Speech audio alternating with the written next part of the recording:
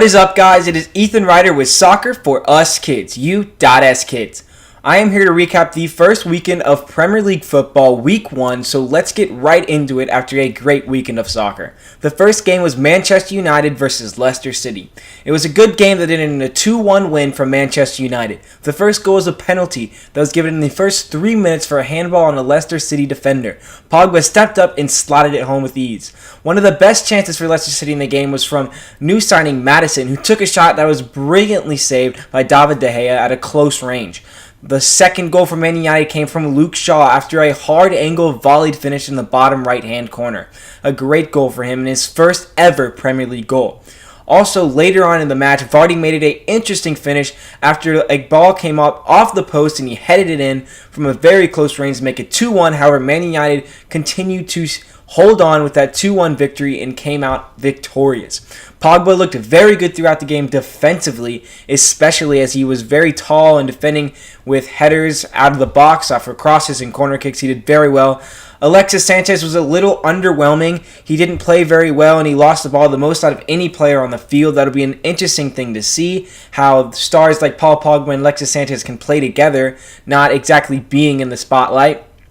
We had Fred make his debut for Man United. They also started their youngster Pereira, and Maddison made his debut for Leicester City. A lot of debuts in this game, as many games in the first week of the season have. And it'll be interesting to see what happens to Man United throughout the season, as Jose Mourinho is a good coach that ends up getting them victories, but they didn't play very good in the game against Leicester, and that is a problem to see. If they can't get wins, then he could be out very soon because they're not playing good football. But if he continues to get wins like he seems to do, then he'll probably stay in the position. The second game of the weekend was Tottenham versus Newcastle early Saturday morning on this East Coast. It was 7:30 a.m. and it was a good game. Spurs started most of their World Cup stars. Dele Alli, Harry Kane, Eriksen all started. Trippier and Rose and Son didn't make the cut. They didn't start, and Rondon started on the bench for Newcastle. He would come on later for his debut.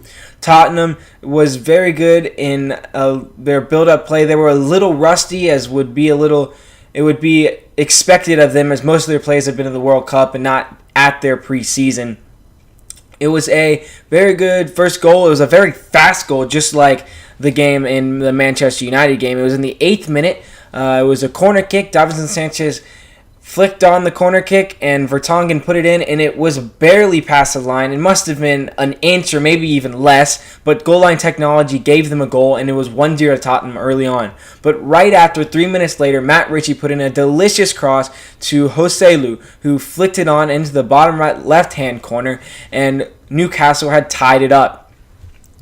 Tottenham were definitely the dominant side throughout the game. However, Newcastle definitely looked dangerous on the attack, but Dele Alli, almost right after Matt Ritchie's cross to Joselu, made it 2-1 to Tottenham off a header of his own, off another great cross by Serge Aurier, the right back for Tottenham. This was in the 18th minute, and it went on to halftime to be 2-1. In the second half, the Spurs really seemed to grow into the game. However, Tottenham continued to get chances. Newcastle continued to get chances, Rondon hit one off the crossbar after a deflection, and Kennedy missed a one-on-one after a poor touch, and Tottenham continued to hold on to that 2-1 win, and they ended up getting the win. Newcastle looked pretty good, and they looked like their signings were very good. They're going to have Rondon really give them their goal-scoring prowess. They ended up giving a lot of balls away that against a team like Tottenham, they were definitely going to punish them. Diame also had a chance where he smashed it against the post, and it just showed that Tottenham really were in this game, but they couldn't quite get the tie, and they ended up losing after not getting there. Tottenham definitely were rusty, especially Harry Kane. It'll be interesting to see how they can get better, and a real question that you should ask is, did they really need signings? Would Jack Grealish really make them better? I think probably not. It would have given them depth maybe, but he probably wouldn't have started. And Tottenham will definitely have to increase their play to get higher up the table, because they did not seem like a great side, but it makes sense after most of their players were at the World Cup. The next game of the weekend was Chelsea versus Huddersfield. Chelsea came away with a 3-0 win. Jorginho with a penalty that he stepped up and slotted home. Conte with a weird volley shot that ended up going into the goal for beating the goalie who was standing still after the shot. And also, Eden Hazard came back, who is in fine form now after the World Cup. Dribbling is absolutely insane, and he ended up coming on and looked like he lost nothing. And right after coming on, made a brilliant dribbling play all the way up, cut through the whole Huddersfield defense, and played it off to Pedri, who had a deft chipped finish. And it was Chelsea rolling at 3-0. I think Chelsea looked a little questionable, which makes sense because Sarri is their new manager and they're going to have to get used to him. This is definitely something that you have to look into to see if Sarri did say that it will take months for them to get used to his play. They did win 3-0, but they didn't look very, very confident in their play, and it'll be interesting to see how they go out this season. I think they will do well, but I think it'll take a little bit of time to adapt to Mauricio Sarri's new game plan that he wants, but they did come out with the win, so that is what it is. Huddersfield only had one shot on target the whole game. They're at home. This is not going to be okay with them. They need to score goals. They only had 28 goals last season, which was the least amount of goals by a team that stayed up in Premier League history, so they're going to really need to start getting goals. Hopefully their signing can give them that, and it'll be interesting to see if they can score goals and stay up this season. The next game was Bournemouth versus Cardiff. This was a interesting game. Bournemouth definitely looked like the more established Premier League side that they are. They ended up winning 2-0 off.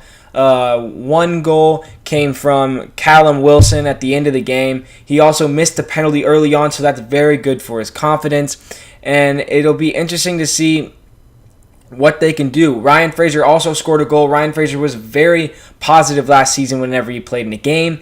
He was always lively, and he started the play and ended the play with a fine finish after a good cutback from Wilson. Wilson with a goal and assist. He should have a very good season this season. He's been hurt with injuries over the past few seasons. He did have a 5-goal game a couple years ago, and it'll be interesting to see how he can come up this season. Cardiff did not look very strong. They are a newly promoted side. Maybe it'll take some time to get into the Premier League, but by the way it's looking and the signings that they made, it's going to be a battle for them to stay up and not get relegated again. The next game was Fulham versus Crystal Palace. A lot of hype was into this game because Fulham made a lot of summer signings and they had some very good players and they played a very good game. But an established side like Crystal Palace, who have really fought to stay up in the Premier League, looked like the better side. They ended up having a very good goal through Jeffrey Schlupp after a pass into the box by Van Aanholt, and he put it into the top left-hand corner and smashed it into the upper netting. It was a very good goal, and their second goal came from their big player, Wilfried Zaha, who it is very good for him to get off to a quick start this season. He is a key player to them staying up and not getting relegated. Wilfried Zaha will continue to be an important player. He ended up getting a ball from Wan-Bissaka, who was one of their new summer signings, who played very well at right back. He ended up pushing up and playing a through ball to Wilfried Zaha, who dribbled around the keeper and passed it into the net. A very good goal, and Crystal Palace come out 2-0 winners, but Fulham looked very good. Fulham were a little unlucky after they got a penalty call that did not go their way, as Andre Schürrle was taken down in the box, but the ref did not call anything on Mamadou Sakho.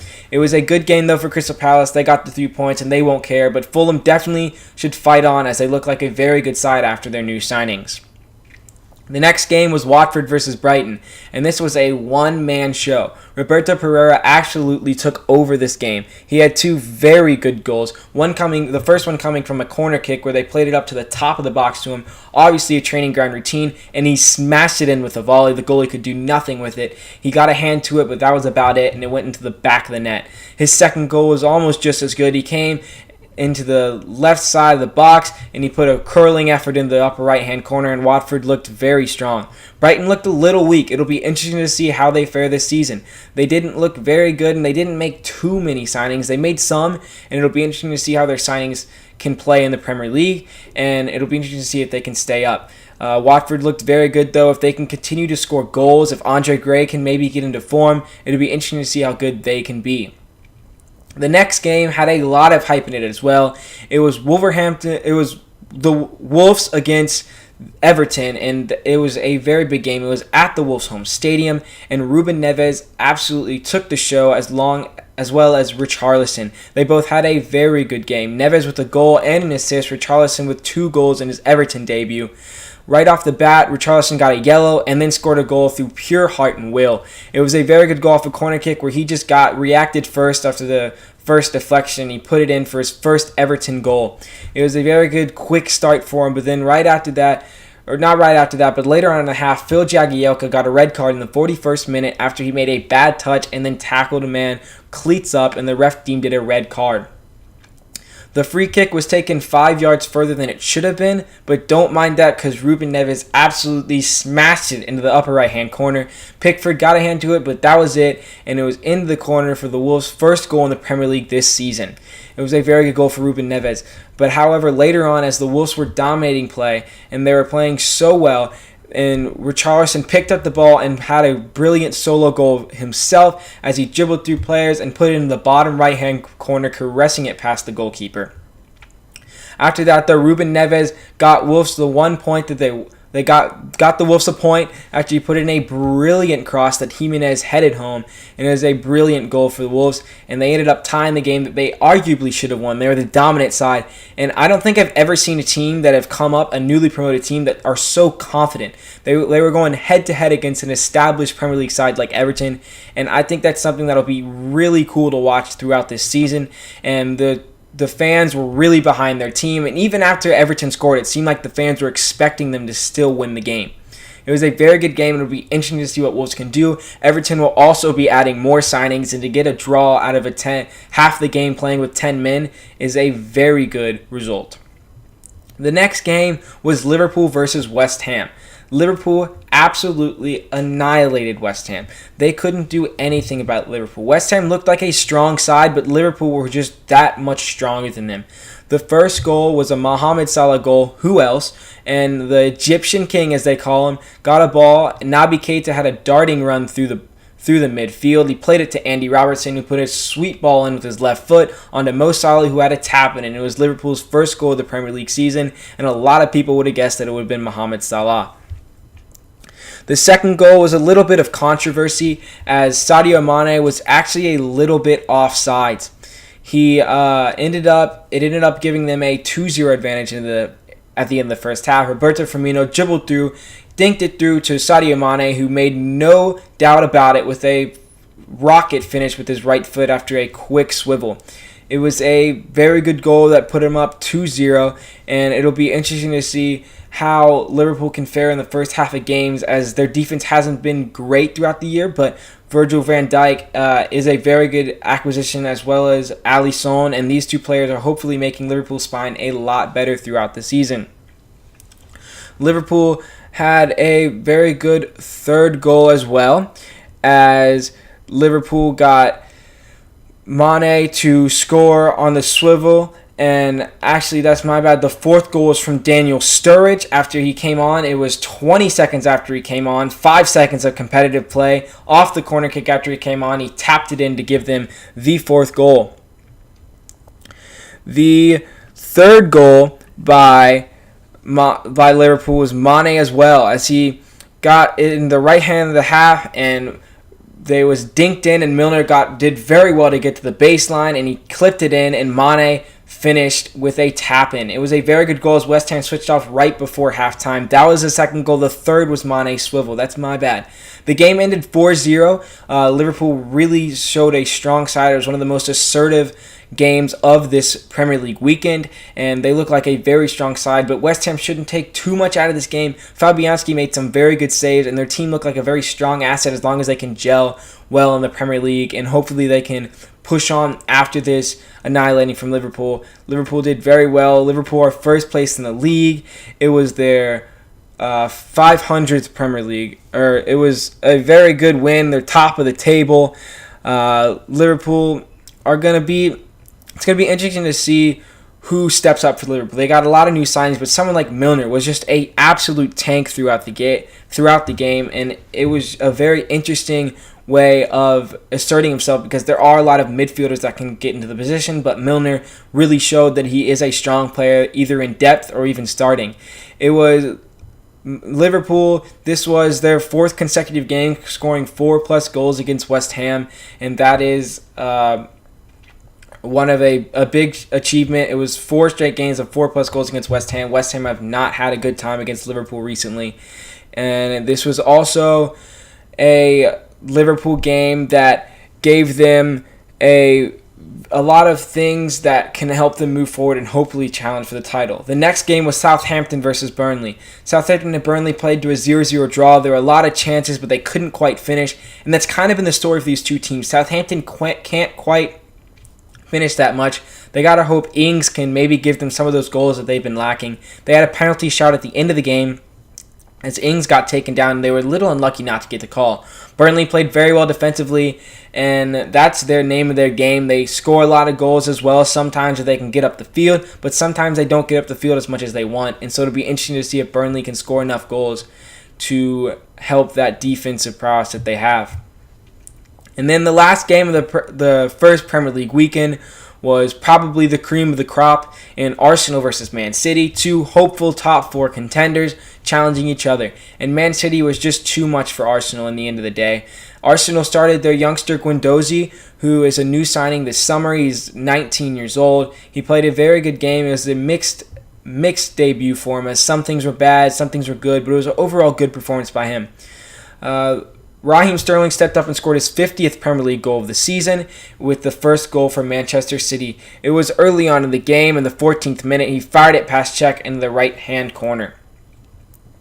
It was a good game, but Arsenal didn't look as strong as they could have. Man City also looked a little rusty in their passing. They still looked very good. They didn't have the likes of Leroy Sané playing, and they didn't have De Bruyne playing. They all came off of the bench. De Bruyne is a very good player for Man City, so he really helped them out in that game. Mahrez started. He played a very good game. And the second goal that Man City got was actually from Bernardo Silva, who got the ball from a Benjamin Mendy cross and absolutely fired it into the upper right-hand corner. Cech couldn't have done anything about it. And it was a good game for Manchester City to start, hopefully, their back-to-back, hopefully another Premier League title for them, which they will be hoping for. One of their keys of the season is Champions League, though, so it'll be interesting to see how much they focus on Champions League rather than the Premier League. Arsenal are going to take some time to get used to Emery's style of play, but once they do, I think they could be very dangerous, because whenever they are on the ball, they always look dangerous against a Man City side, but they just were a little off here and there, and these little passes meant that they couldn't get in on goal. But if they can get those passes sorted out and they can get help from Emery and they can really gel to Emery's standards, then they could be a dangerous team to watch.